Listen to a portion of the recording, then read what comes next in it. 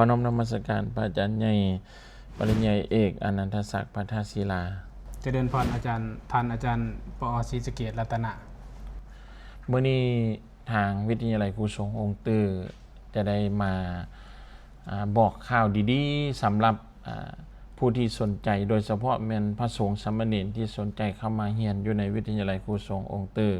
วิทยาลัยครูสงฆ์องค์ตื้อเนี่ยแม่นวิทยาลัยหลักที่จัดการเรียนการสอนตามหลักสูตรพระพุทธศาสนาและเป็นการศึกษาทั่วๆไปเนาะตามหลักสูตรของแผนกกรมสร้างครูที่ได้จัดขึ้นไว้โดยเฉพาะแม่นหลักสูตรของเราแม่น12+4ในนี้เนาะฉะนั้นแล้วปี2025-2026ในศุกร์นี้ทางวิทยาลัยครูสงฆ์องค์ตื้อนี่จึงค่อยต้องการนักศึกษาที่จะเข้ามาศึกษาอยู่ในวิทยาลัยครูสงฆ์องค์ตื้อซึ่งรายละเอียดนั้นเนาะข้าน้อยจะได้ถามพระอาจารย์ใหญ่ปริญญาเอกอนันทศักดิ์พัทธศิลาโดยเฉพาะแม่นหลักสูตรข้าน้อย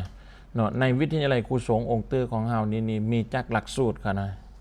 สาธุเจริญพรท่านอาจารย์สำหรับการจัดการเรียน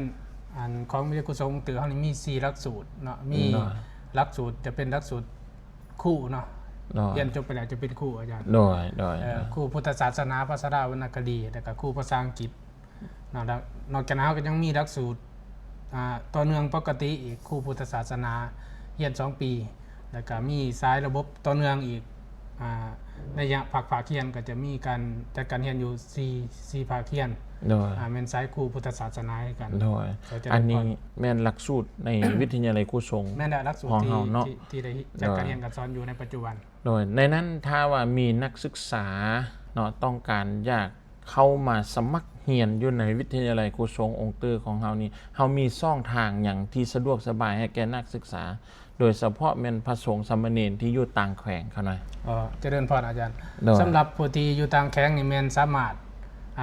สมัครผ่านออนไลน์ได้เนาะเขาจะมี QR Code ให้อยู่ขึ้นอยู่หน้าจอให้สมัครสแกนเข้าไปแล้วก็สมัครกรอกแล้วพร้อมตามมันเลยสำหรับผู้ที่อยู่นครหลวงก็มาสมัครอยู่ของการได้เลยกันโดยและหลังจากสมัครแล้วเนาะฮอดเวลากำหนดที่จะสอบเสียงเข้านี้เฮาก็มีสอบเสียงเข้าอีกแม่นบ่คะนะแม่นในการสอบเสียงเข้าหันเฮามีวิชาหยังแดคะนะสำหรับการคัดเลือกเอานักศึกษาที่จะเข้าสู่วิทยาลัยครูสงฆ์ถือว่าแม่นต้องได้ผ่านเกณฑ์การสอบคัดเลือก1เนาะวีซ่าทางพุทธศาสนาก็คือวีซ่าธรรมะบาลีธรรมะวินัยแล้วก็มีภาษาลาวแล้วก็ภาษาอังกฤษอีกเนาะก็เนาะแล้วก็ยังมีการสอบสัมภาษณ์อีกโดยในการสอบสัมภาษณ์นั้น เฮามีสอบสัมภาษณ์วิธีใดๆคะนะหรือสอบซึ่งหน้าหรือว่าสอบทางออนไลน์บอกเขานะสำหรับสอบสัมภาษณ์นี่แม่นผู้ที่อยู่นครหลวงก็สอบซึ่งหน้านะอาจารย์สำหรับผู้ที่อยู่ต่างแขวงก็สอบออนไลน์เนาะอาจจะมีการสอบสัมภาษณ์โดยการสวดมนต์โดยการสวดมนต์บทสวดมนต์สวดมงคลเฮาคณะครูบาอาจารย์แล้วก็จะมีการสอบตัวธรรมพร้อมอีกสำหรับผู้ที่ผ่านการสอบตามวีซ่าเรียนแล้วก็สอบสัมภาษณ์แล้วก็จะเข้าสู่เกณฑ์การรับนักศึกษาโดยหลังจากที่ว่าเฮาสอบเสียงผ่านในวิทยาลัยครูสงฆ์องค์ตื้อเฮาสิเข้ามาแล้วเนาะค่ะเนาะถ้าพระสงฆ์ที่อยู่ต่างแขวงหรือพระสงฆ์ที่บ่มีที่พักเนาะเฮาทางวิทยาลัยครูสงฆ์เฮานี่มีการจัดสถานที่ให้แก่พระสงฆ์ได้พักบ่ค่ะหน่อยเจริญพรอาจารย์สำหรับผู้ที่มาแต่ต่างแขวงนี่แม่นทางวิทยาลัยเฮาจะจัดหาที่พักให้โดยบ่ต้องเป็นห่วงที่พักเนาะทางวิทยาลัยสงฆ์เพิ่นจะมีนโยบายในการจัดหาที่พักให้โดยหลังจากที่พักแล้วสมมุติว่าเพิ่นไปอยู่เนาะบางทีอาจจะบ่มีเงินค่าเทอมค่า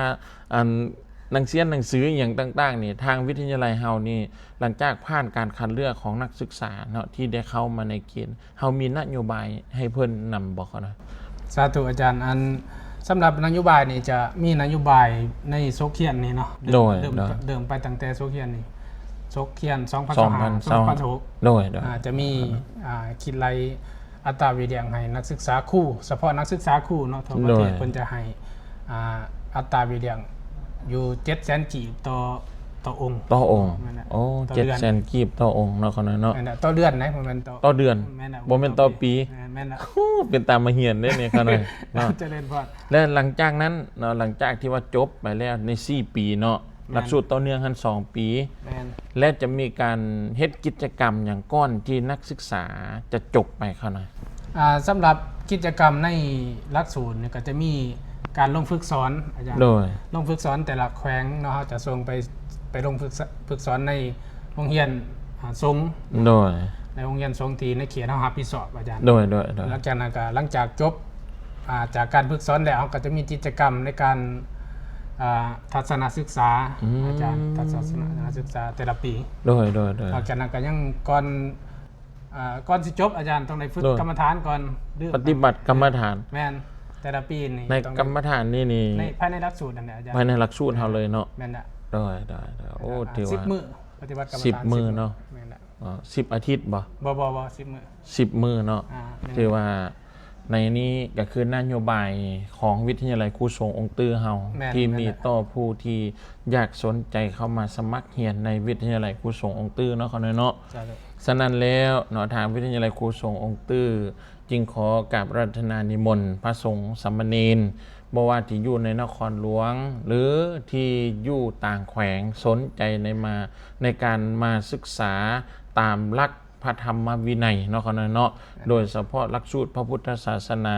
ภาษาลาว หลักสูตรภาษาอังกฤษ และหลักสูตรต่อเนื่องพุทธศาสนาภาษาลาวเนาะเขาเนาะ แม่นน่ะ ซึ่งทางวิทยาลัยเฮานี้อำนวยความสะดวกให้ ซึ่งผู้ที่มาเรียนอยู่ในวิทยาลัยครูสงฆ์องค์ตื้อเฮานี้จะมีท่าดีอยู่ และก็มีการได้เปรียบอยู่2สายกันหน่อย แม่นน่ะ หนึ่งสายทางโลกและสายทางธรรมได้ทั้ง2สายเนาะเขาเนาะ สาธุสำหรับอันหลักสูตรที่จบไปแล้วเนาะแม่น โดย อันห้องหับจากกระทรวงสาธารณสุขอาจารย์ โอ้ อัน นี่ดีที่สุดเลย เซอร์ติฟิเคตของเฮานี่ไปสมัครเรียนต่างประเทศเลยอาจารย์ นานเนาะแสดงว่าเมื่อจบไปแล้วเราสามารถไปต่อปริญญาโทอยู่ต่างประเทศได้ ได้อยู่ในประเทศลาวเฮาก็ได้ ประเทศลาวเราก็ได้ ถือว่าเป็นหลักสูตรและสามารถไปสอนบนอื่นได้บ่ครับ ได้สามารถไปสอนสอบเขาบรรจุเป็นอันพนักงานรัฐกรก็ได้อาจารย์ โดยฉะนั้นแล้วจึงขอกราบอาราธนานิมนต์ทางพระสงฆ์สามเณรเนาะเขาเนาะ สาธุ มาเรียนอยู่ที่วิทยาลัยครูสงฆ์องค์ตื้อของเฮานี้เนาะเพื่อที่จะได้มีการพัฒนาทางด้านสติปัญญาพัฒนาทางด้านวิชาพระพุทธศาสนาเพื่อให้มันถูกต้องตามทำนองของธรรมและรักษาไว้ซึ่งภาษาลาวเขาหน่อยเนาะภาษาลาวนี้ซึ่งที่นับแต่อดีตเนาะเขาหน่อยเนาะซึ่งสถาบันวิทยาลัยครูสงฆ์องค์ตื้อนี้ได้สร้างบุคลากรออกไปนี่ก็มากมาย ได้ ซึ่งเป็นภาษาลาวรรณคดีเขาหน่อยเนาะฉะนั้นขอกราบอาราธนานิมนต์ทุกท่านทุกองค์เด้อเขาหน่อยเด้อสนใจเข้ามาสมัครเรียนในวิทยาลัยครูสงฆ์องค์ตื้อของเฮาได้